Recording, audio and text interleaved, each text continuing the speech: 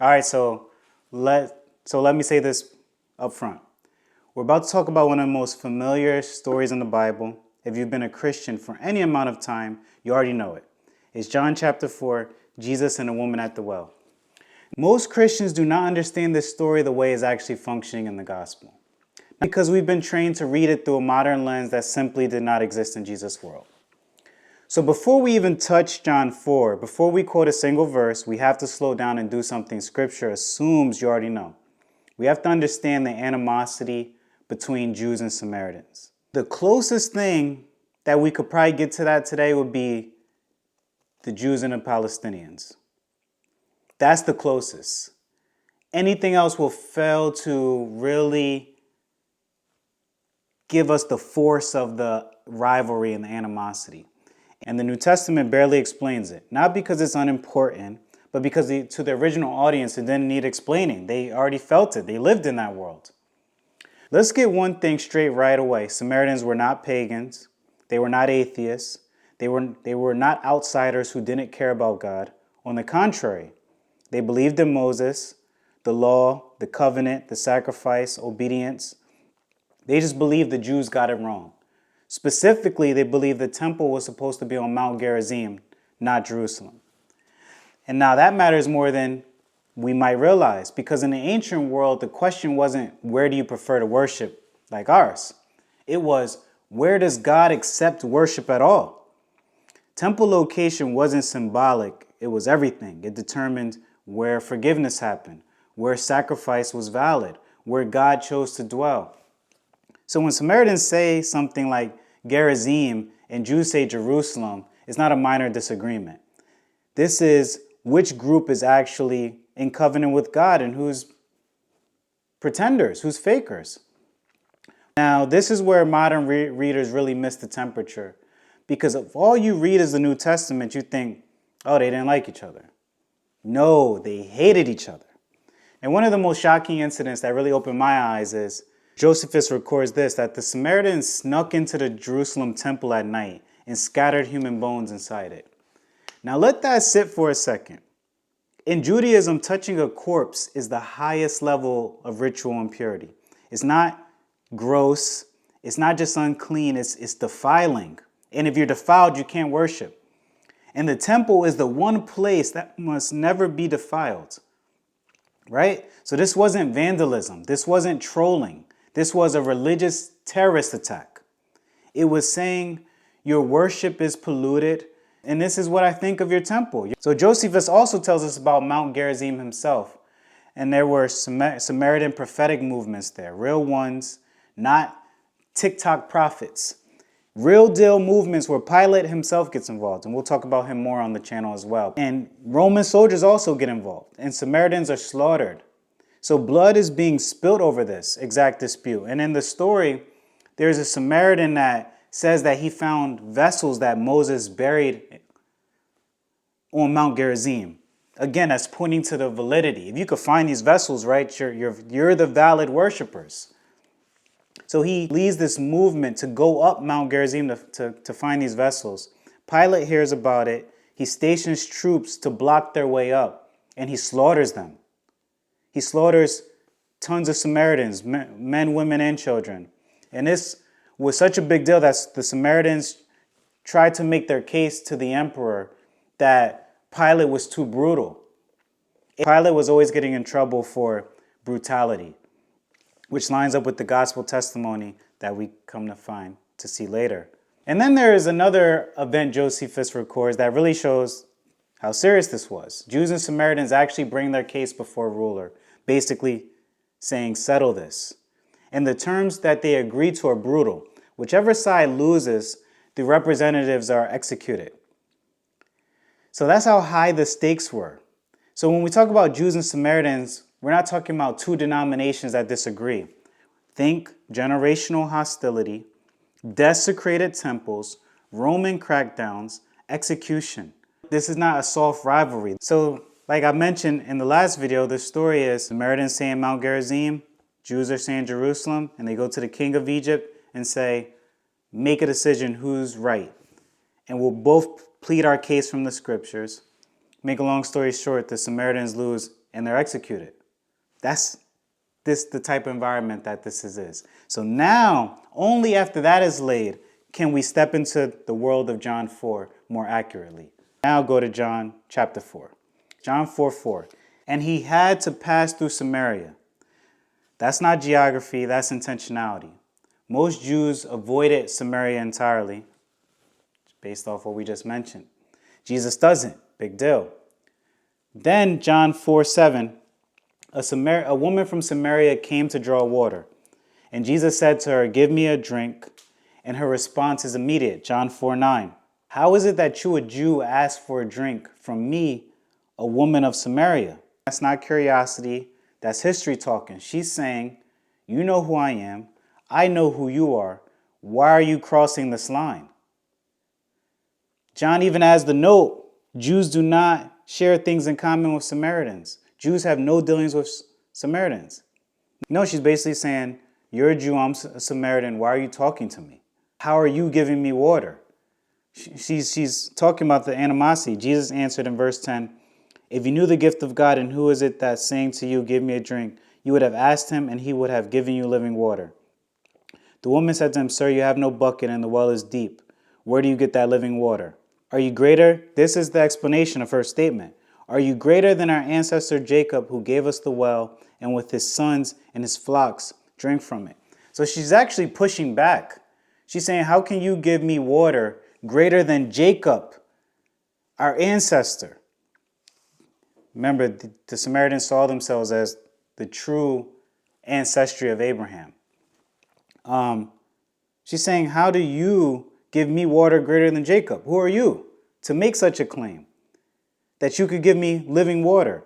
Again, she's not in this emotional, I'm thirsting for my soul to be fulfilled. She's checking Jesus. She's pushing back respectfully. She's challenging him. Jesus said to her, everyone who drinks of this water will be thirsty again, but those who drink of the water that I will give them will never be thirsty. The water that I will give will become in them a spring of water gushing up to eternal life. So Christ is responding by elevating his ability to give the water. In response to her, are you greater than Jacob to give me water? He's saying, yeah, basically, I'm going to give water that you'll never thirst again if you take the water that I'm giving you. So he's answering her that he is. Then in verse 15, the woman said to him, sir, give me this water so that I may never be thirsty or have to keep coming here to draw water. So she's like, okay, if you have that claim that you are that, then give this water. It might even be kind of sarcastic at this point or whatever the case may be. Because look how Jesus responds. He doesn't say, all right, job is done. She's looking to me to give her water. She believes in me. Let me give her some water. Jesus' answer kind of wouldn't flow with that, right? Because he goes on in verse 16 and says, go call your husband and come back. And the woman answered him in verse 17, I have no husband. Jesus said to her, you're right in saying, I have no husband. For you have had 5 husbands, and the one you now have is not your husband. What you have said is true. John 4:19, sir, I perceive that you are a prophet. She responds to that. That line is everything. In her world, prophetic knowledge is verification. This is how authority is tested. So Jesus does something that a regular person couldn't do. He gives divine knowledge of something. So she has to admit at this point, you're somebody. Because how did you know that? But the story is still brewing. And now finally the real question surfaces in John 4:20. Our fathers worshipped on this mountain. She's referencing Gerizim. But you say that in Jerusalem is the place where people ought to worship. So she's acknowledging that he has some sort of divine knowledge. She sees him as a prophet. So she's using this moment to say, okay, then answer me this, because us Samaritans and Jews keep debating where to worship. She's saying our fathers worshipped on this mountain, but you tell me what it is. So this is the heart of the conflict. She's saying, if you're a prophet, settle this. And then she says the line that explains the entire chapter. And look how Jesus answers the dispute. He says, woman, believe me, the hour is coming when you will worship the Father, neither on this mountain nor in Jerusalem. This is verse 21. You worship what you do not know. We worship what we know, for salvation is from the Jews. Again, he's transcending her question. and he's making a ruling on it, saying, I'm not only going to tell you which mountain, which is Jerusalem. He affirms that by telling her, you Samaritans worship what you don't know, for salvation comes from the Jews. He's basically telling her, you don't know what you're talking about. The Jews, we do have the answer. It is Jerusalem. That's correct. But I'm going to give a ruling even beyond that. I'm saying that there's an appointed time where the validity of worship isn't on Jerusalem or Mount Gerizim. It's in spirit and in truth. Again, not sentimentalism. He's making a ruling. Remember the contested world that this is in.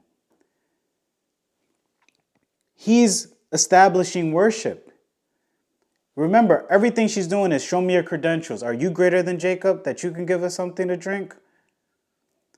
I perceive that you're a prophet, so you answer this, Gerizim or Jerusalem. And Jesus each time elevates.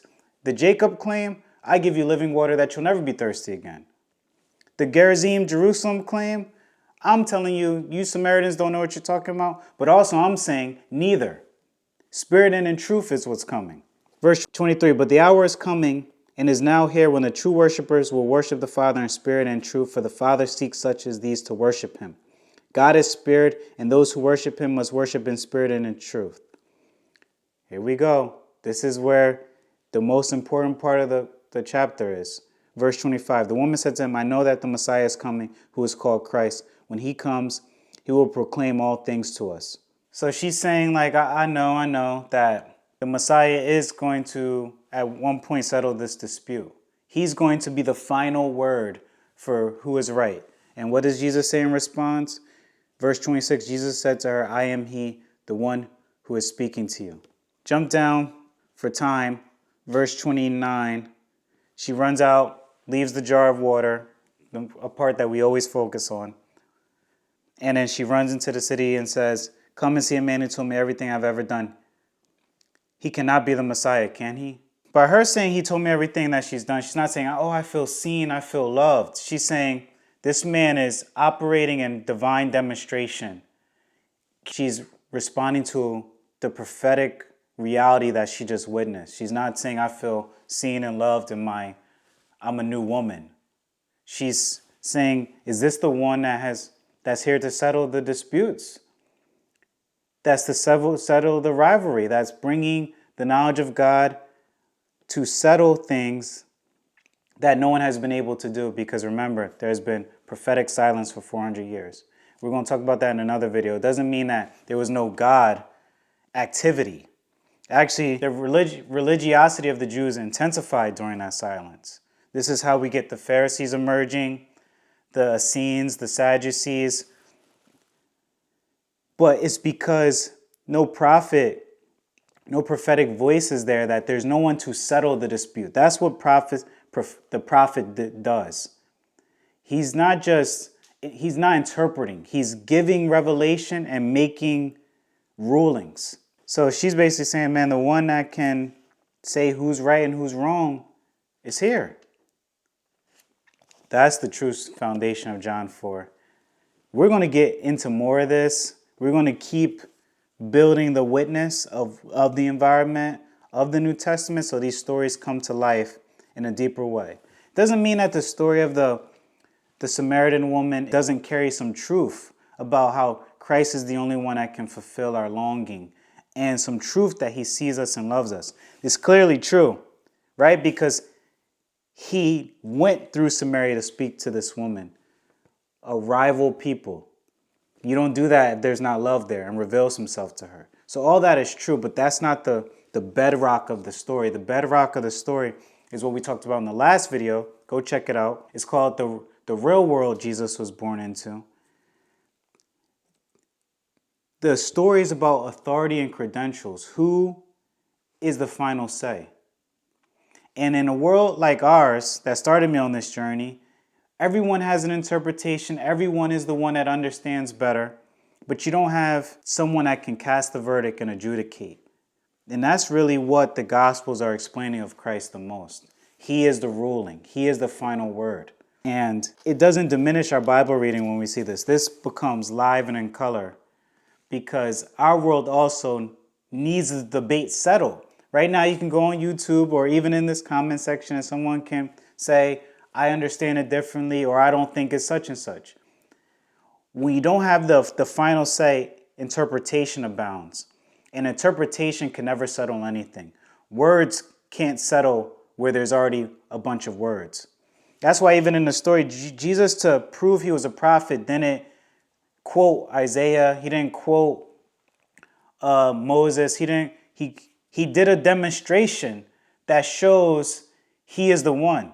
Something that an interpreter simply cannot do. It was power, a true demonstration. And that's when he did that, that's when she said, okay, you might be a prophet, because how did you know that?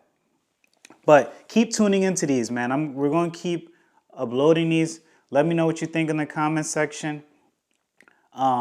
What's your thoughts about the constant world of interpretation? Does that ever grieve you? Do you ever long for one universal church, or do you think you are already a part of it? As far as your denomination, your church membership, or whatever the case may be, do you feel like it's so solid you don't even think of these things? But interpretation kills because it's endless and it can't settle anything. And the glory of this story is we're not, again, relying on interpretation. We're acknowledging the main witness that matters, that Jesus settles everything. He is the answer. So until next video might be on Pilate. It might be on some more Second Temple Judaism, some collision course of Christ between the Pharisees, and really explain that some more. Don't be afraid to drop your preference, what you want to hear next, but we're going to keep loading them up. Until next time, much love.